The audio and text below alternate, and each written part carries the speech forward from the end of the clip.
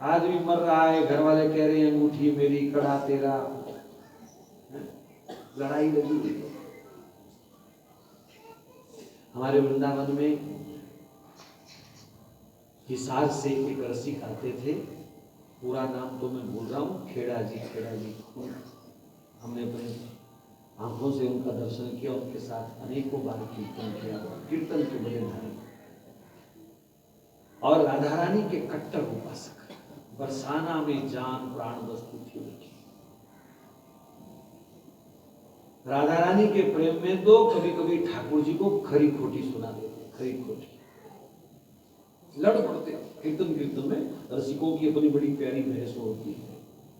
हमको भी कई मंचों पर उनके साथ संकीर्तन का सौभाग्य मिला और रसिकों की बहस होती थी, कोई कृष्ण पक्ष में, कोई राधा रानी के पक्ष में, तो वो बस श्री जी की कट्टर बात था, बस दूसरा नाम।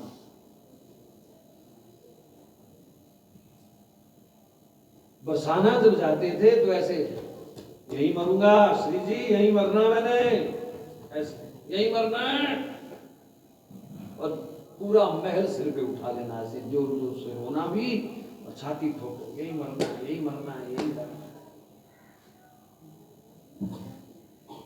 जिस दिन उनका अंतिम समय था, अंतिम दिन था, मुझे एक दिन पहले किसी का फोन आया, खेड़ा जी हमारे साथ हैं, हम श्रीनाथ जी के दर्शन कर रहे हैं राजस्थान में।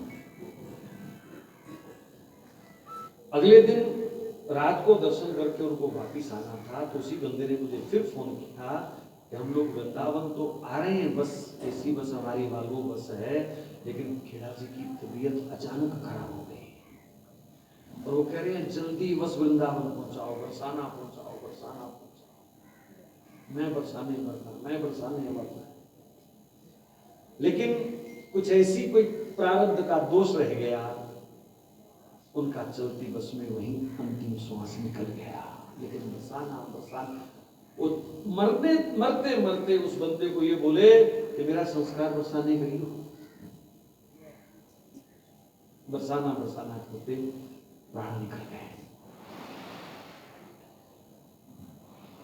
अगले दिन सब लोगों का पड़ाव रहना सहना सामान वृंदावन था, तो घर वालों को सूचना दी गई। पहले तो घर वाले ज्यादा आसपास नहीं आते थे कि पागल आदमी है, जगह जगह छाती ठोकता रहता है, रोता रहता है, पागल है। लेकिन अब नाक का सवाल हो गया, सारी जिंदगी वो आदमी घर ढंग से घुसा के नहीं घुसा, भाई भतीजे जो भी थे, लेकिन जब मर गया तो अपना नाक ढकने के लिए वो सब जिद करने लगे कि हम तो अपने शहर में इनका संस्कार करेंगे, लोग क्या कहेंगे कि मरे हुए को मिट्टी भी नहीं दी, जिंदा जी वो घर में ही रहा नहीं, और मरने के बाद भी उसको घर में मिला बेचारे। तो हम तो सब लोग कहने लगे देखो भैया हम साथ थे, वो एक ही बात कहते रहे, मेरा संस्कार बरसाने, मेरा संस्कार बरसाने, मैं मर नहीं सकिया तो कम से कम जल तो सकूं बरसाने। लेकिन उनको अपनी नाक की पड़ी थी। लेकिन सब लोग जबरदस्ती जैसे तैसे अंत में वो मान गए, चलो बरसाने संस्कार करने लगे। अभी संस्कार हो रहा था तो उन्होंने कहा कि देखो शहर वालों को हम कुछ भी नहीं दिखा पाए, तो जैसे ही अग्नि शांत होगी हम अस्थियों का कलश जो है वो गांव लेके जाएंगे, अपने शहर लेके जाएंगे, वहीं से हरिद्वार जाएंगे अस्थियां लेकर के। लेकिन उस आदमी का संकल्प क्या था कि मेरी तो राख भी यहां से बाहर नहीं जानी चाहिए बरसाने से। अब फिर इस बात पर बहस हो गई परिवार वालों के साथ। परिवार वाले कहें कि हम तुम्हारे ऊपर केस कर देंगे कि इन्होंने जबरदस्ती मारा है, जबरदस्ती फूंक दिया है, अब हमको अस्थि भी नहीं लेने दे रहे, और कानून हमारा साथ देगा, पुलिस बुला लेंगे। बात पुलिस तक जाने वाली थी। बहस इतनी बढ़ गई कि वो सचमुच पुलिस के पास चले गए और पुलिस वाले सब लोगों के खिलाफ हो गए कि तुम परिवार वालों की मर्जी के बिना ये सब कैसे कर सकते। अभी उसकी लाश जल रही है, शरीर जल रहा है, और इधर सहमति बन गई, पुलिस के डंडे से सहमति बन गई कि अस्थियां लेकर के परिवार वाले अपने घर जाएंगे, वहां से फिर वो अस्थि विसर्जन के लिए हरिद्वार जाएंगे। अभी बहस चल रही थी, सब कानूनी कार्रवाई जो भी लिखा पड़ी होनी थी हो रही थी, शरीर पूरी तरह जल गया। महाराज ऐसी जोरदार आंधी चली, कोई चिन्ह नहीं, कोई निशान नहीं, एकदम इतनी तेज हवा चली कि राख का किणका बरसाने के जंगल में फैल गया। और उसके 2 मिनट के बाद ही एकदम धड़ धड़ धड़ धड़ धड़ धड़ ऐसी बरसात हुई कि उसके सारे शरीर की जो राख थी, हड्डियां थी, वो बरसाने की रज में, यानी ढूंढने पर भी उनको इतना कतरा भी कहीं हड्डी का अस्थि का नहीं मिला।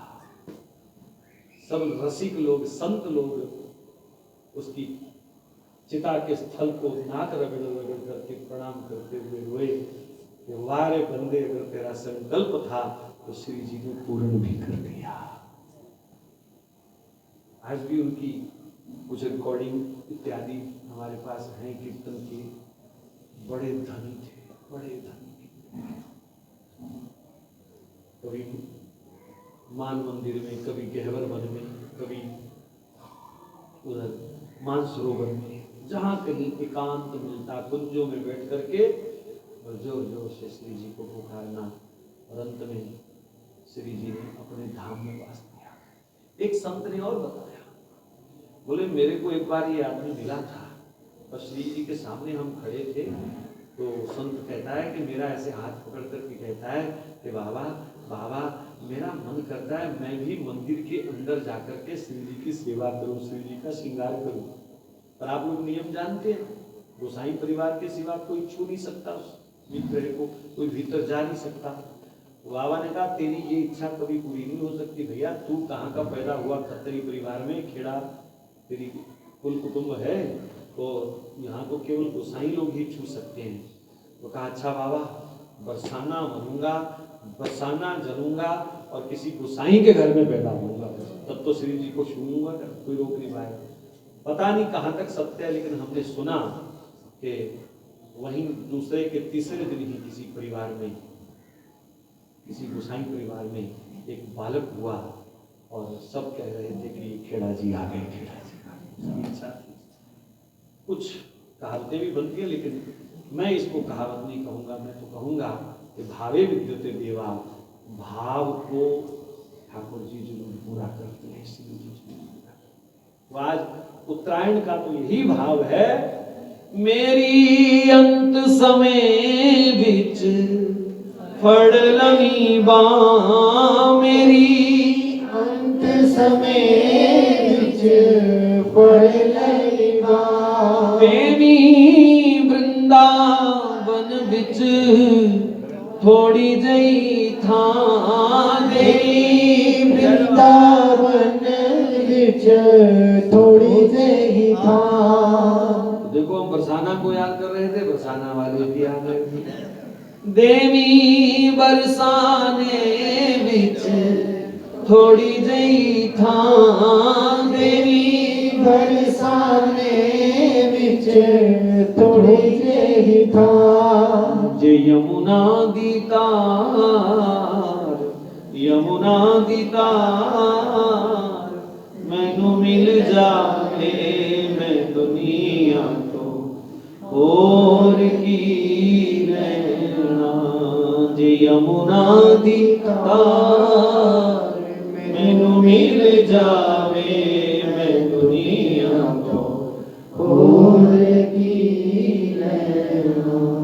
छड़ दुनिया नू प्यारे मुख कीता तेरे वल, छड़ दुनिया नू प्यारे मुख कीता तेरे वल, तेरे बिन ना गुजारा मेरी सच्ची सुन गल, तेरे बिन ना गुजारा मेरी सच्ची सुन गल। जे मेरी सरकार मैनू मिल जावे, मैं दुनिया तो और की लेना।